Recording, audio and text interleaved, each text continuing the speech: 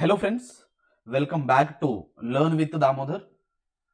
So ఈ వీడియోలో మనం బోధన అనే అంశంపై ఇంపార్టెంట్ కొన్ని క్వశ్చన్స్, వాటి కరెక్ట్ ఆన్సర్స్ అండ్ ఎక్స్ప్లెనేషన్ చూద్దాం.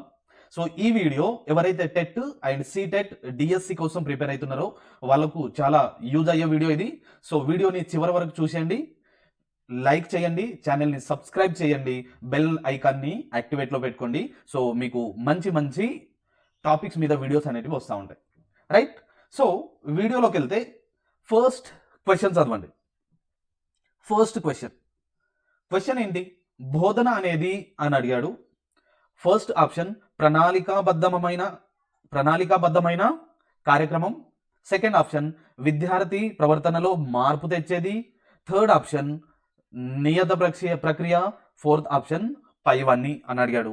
సో ఆప్షన్స్ అన్ని చూసుకున్నప్పుడు మనకు కరెక్ట్ ఆన్సర్ అనేది ఏంటి నాన్న? The correct answer is option 4, పైవన్నీ అనేది కరెక్ట్ ఆన్సర్, రైట్? సో బోధన అనేది కేవలం ఒక్క విషయం మాత్రమే కాదు, బోధన అనేది ఒక ప్రణాళికాబద్ధమైన కార్యక్రమం కూడా. అంటే ఉపాధ్యాయుడు ముందుగా ప్లాన్ చేసుకొని బోధన చేస్తాడు.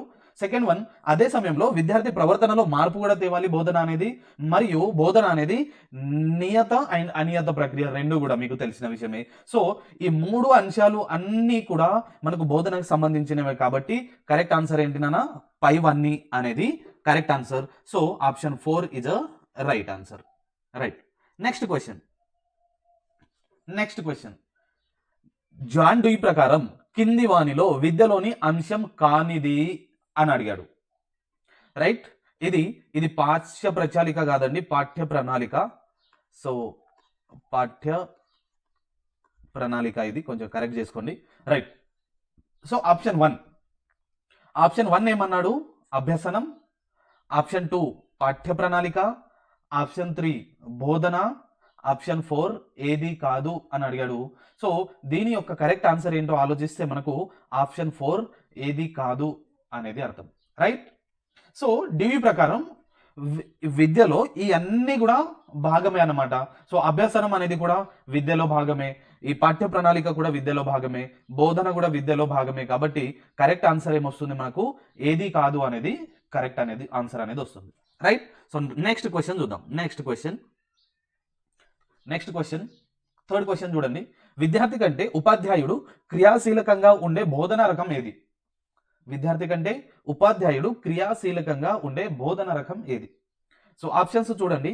ప్రజాస్వామ్యయుత బోధన, స్వేచ్ఛాయుత బోధన, అధికారయుత బోధన, లేదు స్వేచ్ఛాయుత అండ్ అధికార బోధన అని అడిగాడు, రైట్? సో కరెక్ట్ ఆన్సర్ ఏంటి నాన్న?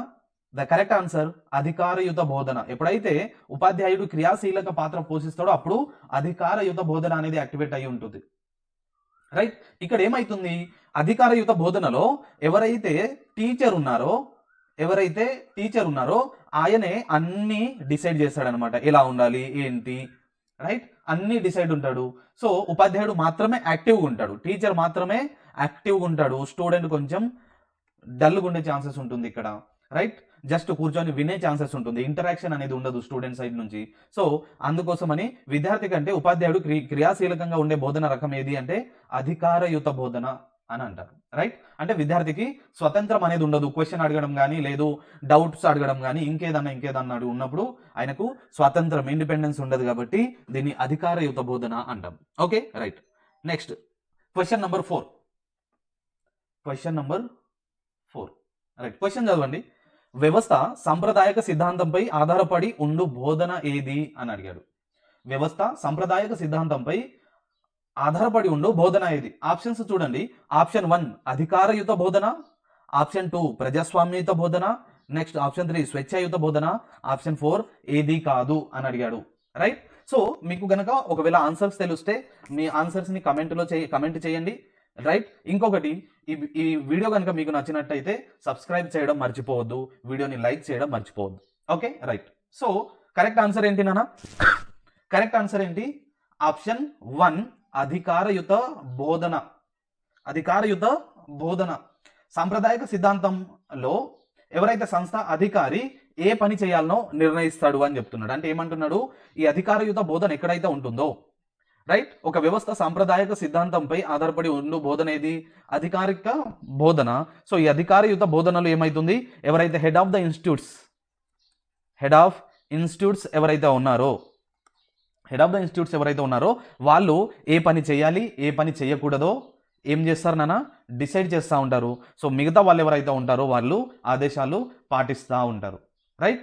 ఉపాధ్యాయుడు ఎలాగైతే అధికారిలా వ్యవహరిస్తారో సేమ్ థింగ్ విద్యార్థులు కూడా ఇక్కడ అధికారులు ఎవరైతే ఉన్నారో వాళ్ళు చెప్పిన దాన్ని పాటిస్తూ ఉంటారు. సో అందుకే సాంప్రదాయక సిద్ధాంతానికి అధికారయుత బోధన సంబంధం కలిగి ఉంటుందన్నమాట. దీనికి కరెక్ట్ ఆన్సర్ అధికారయుత బోధన. రైట్. Next question number 5.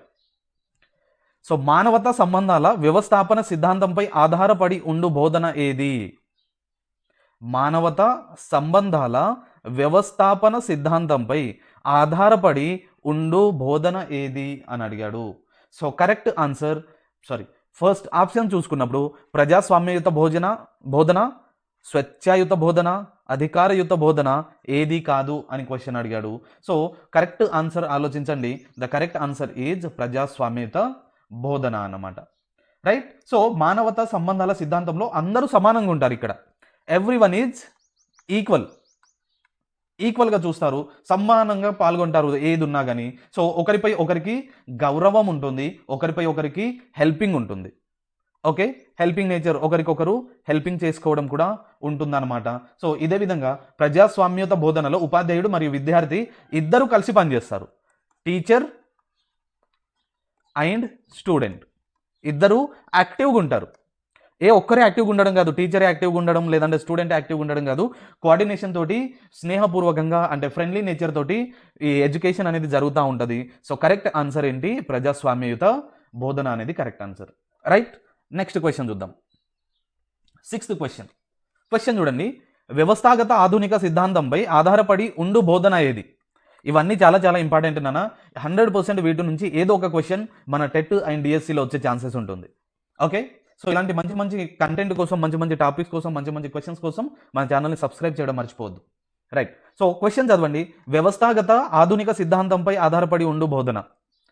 వ్యవస్థాగత ఆధునిక సిద్ధాంతంపై ఆధారపడి ఉండు బోధన ఏది అని అడిగాడు. సో ఆప్షన్స్ చూసుకున్నప్పుడు ప్రజాస్వామ్యయుత బోధన, స్వేచ్ఛాయుత బోధన, అధికారయుత బోధన అండ్ ఏది కాదు అని అడిగాడు. సో కరెక్ట్ ఆన్సర్ ఏంటి అంటే ద కరెక్ట్ ఆన్సర్ స్వేచ్ఛాయుత బోధన అన్నమాట. రైట్. సో వ్యవస్థాగత ఆధునిక సిద్ధాంతం ఏదైతే ఉందో వ్యక్తికి పూర్తి స్వేచ్ఛ ఉంటుంది. ఇక్కడ ఎవరైతే స్టూడెంట్స్ ఉన్నారో వాళ్ళకు కంప్లీట్ ఫ్రీడమ్ అనేది ఉంటుంది, పూర్తి స్వేచ్ఛ అనేది ఉంటుంది. స్వయంగా నిర్ణయాలు కూడా తీసుకుంటారు. అంటే either teacher or student. Right. Own decision తీసుకోవడం కూడా ఉంటుంది. ఇదే విధంగా ఈ స్వేచ్ఛాయుత బోధనలో విద్యార్థికి పూర్తి స్వేచ్ఛ ఉంటుందని మాట్లాడుతున్నాం, టీచర్కి స్వేచ్ఛ ఉంటుందని మాట్లాడతాం. జస్ట్ టీచర్ అనేది ఏంటి? ఒక ఎన్విరాన్మెంట్ని క్రియేట్ చేస్తాడు అంతే.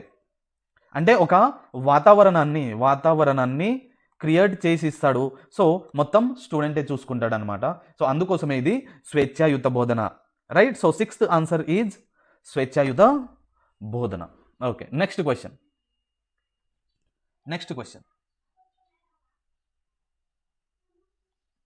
ఓకే, నెక్స్ట్ క్వశ్చన్ని చూడండి. ఉపాధ్యాయుడు నిరంకుశంగా ప్రవర్తిస్తూ ముందుగా నిర్ణయించుకున్న ప్రణాళిక ప్రకారం విద్యార్థికి జ్ఞానాన్ని అందించే ప్రక్రియ ఏది అన్నాడు. ఉపాధ్యాయుడు నిరంకుశంగా ప్రవర్తిస్తూ ముందుగా నిర్ణయించుకున్న ప్రణాళిక ప్రకారం విద్యార్థికి జ్ఞానాన్ని అందించే ప్రక్రియని ఏమంటాడు అన్నారు. సో ఆప్షన్స్ చూడండి. ప్రజాస్వామ్యత బోధన, పర్యాలోచక బోధన, రైట్, అధికారయుత బోధన ఆర్ స్వేచ్ఛాయుత బోధన. సో కరెక్ట్ ఆన్సర్ ఏంటి నాన్న? ద కరెక్ట్ ఆన్సర్ ఆప్షన్ 3 అధికారయుత బోధన కిందికి వస్తుంది ఇది. రైట్. సో ఈ ప్రశ్నలో ముఖ్యమైన 2 మాటలు గమనించాలి మనం. ఏంటి? మొదటిది నిరంకుశంగా అనే మాట. ఏందది? నిరంకుశం అనే మాట ఒకటి. రెండవది ముందుగా నిర్ణయించిన ప్రణాళిక అని అర్థం. అంటే ఒక మాట ఇదొకటి, ముందుగా నిర్ణయించుకున్న ప్రణాళిక అనేది ఒకటి. ఉపాధ్యాయుడు నిరంకుశంగా అంటే ఎవరి సలహా తీసుకోకుండా వ్యవహరించడం, ఎవరితోటి సంబంధం లేదు, నా ఓన్ డెసిజన్ ఎవరి సలహా తీసుకోకుండా ప్రతిదాన్ని డెసిజన్ తీసుకోవడం, వ్యవహరించడం. సో ముందుగా నిర్ణయించుకున్న ప్రణాళిక అంటే ముందే ప్లాన్ చేసుకోవడం. అంటే ముందే ప్లాన్ చేసి టీచర్ చేసుకున్నప్పుడు స్టూడెంట్కి ఏం సంబంధం లేదు. సో స్టూడెంట్కి సంబంధం లేదు కాబట్టి ఇప్పుడు ఇది ఎలా ఉంటుంది నాన్న? ఇది అధికారయుత బోధన అవుతుంది. కాబట్టి కరెక్ట్ ఆన్సర్ అధికారయుత బోధన అన్నమాట. రైట్. నెక్స్ట్ క్వశ్చన్ చూడండి. ఉపాధ్యాయుడు స్నేహపూర్వకంగా ప్రవర్తిస్తూ విద్యార్థులను బోధనలో భాగస్వాములను చేసి జ్ఞానాన్ని అందించే ప్రక్రియ ఏది అని అడిగాడు. రైట్. ఉపాధ్యాయుడు ఫ్రెండ్లీగా ఉంటూ విద్యార్థులను బోధనలో భాగస్వాములను చేసి జ్ఞానాన్ని అందించే ప్రక్రియ ఏది అని అడిగాడు. సో ఆప్షన్స్ చూడండి. ప్రజాస్వామ్యయుత బోధన, పర్యాలోచక బోధన, అధికారయుత బోధన, స్వేచ్ఛాయుత బోధన. కరెక్ట్ ఆన్సర్ ఏంటి నాన్న? ద కరెక్ట్ ఆన్సర్ ప్రజాస్వామ్యయుత బోధన అని మాట్లాడుతున్నాం. ఈ ప్రశ్నలో ఆల్రెడీ స్నేహపూర్వకంగా ప్రవర్తిస్తూ విద్యార్థులను బోధనలో భాగస్వాములను అంటే ఇన్వాల్వ్ చేస్తూ అని చెప్పాడు. కాబట్టి అంటే ఇక్కడ ఉపాధ్యాయుడు ఫ్రెండ్లీగా ఉంటున్నాడు, ప్లస్ విద్యార్థులకు కూడా చాలా ప్రియారిటీ ఇస్తున్నాడు, అందరినీ రెస్పెక్ట్ చేస్తున్నాడు. కాబట్టి ఇదేమవుతుంది? ప్రజాస్వామ్యయుత బోధన అనేది అవుతుంది. రైట్. సో ఇలాంటి మంచి మంచి క్వశ్చన్స్ కోసం మన ఛానల్ని సబ్స్క్రైబ్ చేయండి. ఎవరైతే మీ ఫ్రెండ్స్ టెట్ అండ్ డిఎస్సి కోసం ప్రిపేర్ అవుతున్నారో వాళ్ళకి షేర్ చేయండి. రైట్. నెక్స్ట్ క్వశ్చన్ చూడండి. ఉపాధ్యాయుడు కల్పించిన అభ్యసన సన్నివేశాలను వినియోగించుకొని విద్యార్థి కొన్ని ప్రయత్నాల ద్వారా జ్ఞానాన్ని పొందే ప్రక్రియని ఏమంటారు? ఉపాధ్యాయుడు కల్పించిన అభ్యసన సన్నివేశాలను వినియోగించుకొని విద్యార్థి కొన్ని ప్రయత్నాల ద్వారా జ్ఞానాన్ని పొందే ప్రక్రియని ఏమంటారు అని అడిగాడు. సో ఆప్షన్స్ చూడండి. ప్రజాస్వామ్యయుత బోధన, పర్యాలోచక బోధన, అధికారయుత బోధన, స్వేచ్ఛాయుత బోధన అని అడిగాడు. సో ఇక్కడ కరెక్ట్ ఆన్సర్ ఏంటి అంటే స్వేచ్ఛాయుత బోధన అన్నమాట. సో ఈ క్వశ్చన్లో కూడా రెండు విషయాలు గమనించాలి. ఒకటి, ఉపాధ్యాయుడు కేవలం సన్నివేశాలు మాత్రమే కల్పిస్తాడు అని చెప్పాడు. ఉపాధ్యాయుడు కల్పించిన అభ్యాసన సన్నివేశాలు, ఇది ఒక పాయింట్ అయితే, రెండవ పాయింట్ ఏంటి? విద్యార్థి తన స్వంత ప్రయత్నాల ద్వారా ఏం చేస్తున్నాడు? విద్యార్థి కొన్ని ప్రయత్నాలు, తన ఓన్ ప్రయత్నాల ద్వారా నాలెడ్జ్ పొందుతున్నాడు. అంటే ఉపాధ్యాయుడు ఏమంటారు? డైరెక్ట్ జ్ఞానాన్ని ఇవ్వకుండా విద్యార్థికి కంప్లీట్లీ స్వేచ్ఛ ఇచ్చాడు. నువ్వు ఎలా అయితే నేర్చుకోవాలో అలా నేర్చుకో, నేను నీకు సపోర్టివ్గా ఉంటా అని చెప్పాడు. కాబట్టి ఇది మనకు ఎలా అవుతుంది నాన్న? స్వేచ్ఛాయుత బోధన కిందికి వస్తుంది అన్నమాట. రైట్. సో నెక్స్ట్ క్వశ్చన్ భావాలను గ్రహించి సందర్భం చేసే బోధన ఏది? భావాలను గ్రహించి సందర్భం చేసే బోధన ఏది అన్నాడు. సో ఆప్షన్ 1 పర్యాలోచక స్థాయి బోధన, ఆప్షన్ 2 అధికారయుత బోధన, ఆప్షన్ 3 స్మృతి స్థాయి బోధన, ఆప్షన్ 4 అవగాహన స్థాయి బోధన. రైట్. సో కరెక్ట్ ఆన్సర్ ఏంటి అంటే అవగాహన స్థాయి బోధన అన్నమాట. ఈ బోధనలో 3 స్థాయిలు ఉంటాయి. మొదటిది స్మృతి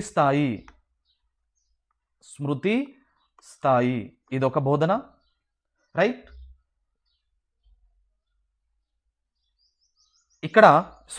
ఇక్కడ విద్యార్థి ఏం చేస్తాడు? విద్యార్థి చదివిన విషయాలను కేవలం గుర్తుపెట్టుకోవడం, ఇదొక స్థాయి. సెకండ్ స్థాయి అవగాహన స్థాయి. ఈ అవగాహన స్థాయిలో ఏం చేస్తుంది నాన్న? భావాలను అర్థం చేసుకోవడం, బేస్డ్ ఆన్ ద సిచ్యువేషన్ అవగాహన తెచ్చుకోవడం, అవగాహన స్థాయి. మూడవది పర్యాలోచక స్థాయి. సో ఇలా 3 స్థాయిలు ఉంటాయి. ఫస్ట్ వన్ స్మృతి స్థాయి, అంటే ఏదన్నా విషయాన్ని గుర్తు చేసుకోవడం, అంటే బట్టి పట్టడం అనుకోండి. రైట్. నెక్స్ట్ అవగాహన స్థాయి, సిచ్యువేషన్ని అర్థం చేసుకోవడం. ద ఫోర్త్ వన్ పర్యాలోచక స్థాయి. ఈ పర్యాలోచక స్థాయి అనేది ద అత్యున్నత స్థాయి అనమాట. అత్యున్నత స్థాయి ఇది. అంటే ఈ క్వశ్చన్ చదివినప్పుడు ఈ ప్రశ్నలో భావాలను గ్రహించడం మరియు సందర్భం చేయడం అన్నది అవగాహన స్థాయి యొక్క లక్షణం. కాబట్టి కరెక్ట్ ఆన్సర్ అనేది ఏంటి నాన్న? అవగాహన స్థాయి బోధన. Right. So next question. So ఈ వీడియోలో లాస్ట్ క్వశ్చన్ ఇది. ఓకే. సో ఈ క్వశ్చన్స్ అన్నీ ఇంపార్టెంట్ అండి. 100% మనకు కనీసం 1 మార్క్ అన్న ఈ క్వశ్చన్స్ నుంచి వచ్చే ఛాన్సెస్ ఉంటుంది. రైట్. క్వశ్చన్ చదవండి. 11th question. బోధన అభ్యసనంలో మెరుగైన బోధన స్థాయిగా ఉపయోగపడుతున్న బోధన ఏది? బోధన మరియు అభ్యసనంలో మెరుగైన బోధన స్థాయిగా ఉపయోగపడుతున్న బోధన ఏది అన్నాడు. సో ఆప్షన్స్ పర్యాలోచక స్థాయి బోధన, ప్రజాస్వామ్యయుత బోధన, స్మృతి స్థాయి బోధన, అండ్ దెన్ అవగాహన స్థాయి బోధన. మనం లాస్ట్ క్వశ్చన్లో మాట్లాడాం బోధనలు అనేటివి 3 రకాలు అని. ఇంపార్టెంట్ 3 రకాలు ఏంటి? ఫస్ట్ స్మృతి స్థాయి అన్నాం, సెకండ్ అవగాహన స్థాయి అన్నాం, థర్డ్ వన్ పర్యాలోచక స్థాయి అని మాట్లాడాం. సో అన్నిట్లో మెరుగ్గా పనిచేసేది ఏది అని మాట్లాడాం నాన్న. సో పర్యాలోచక అన్నాం కాబట్టి ఈ క్వశ్చన్కి ఆన్సర్ పర్యాలోచక స్థాయి అవగాహన అన్నమాట. రైట్. సో ఇది నాన్న ఈ రోజటి వీడియో. సో ఇలాంటి మంచి మంచి వీడియోస్ కనుక మీకు కావాలి, మీరు టెట్లో ఈజీగా స్కోర్ చేసుకోవాలి అంటే మన ఛానల్ని సబ్స్క్రైబ్ చేయండి. మన ఛానల్లో టెట్ అండ్ డిఎస్సి, దాంతోపాటు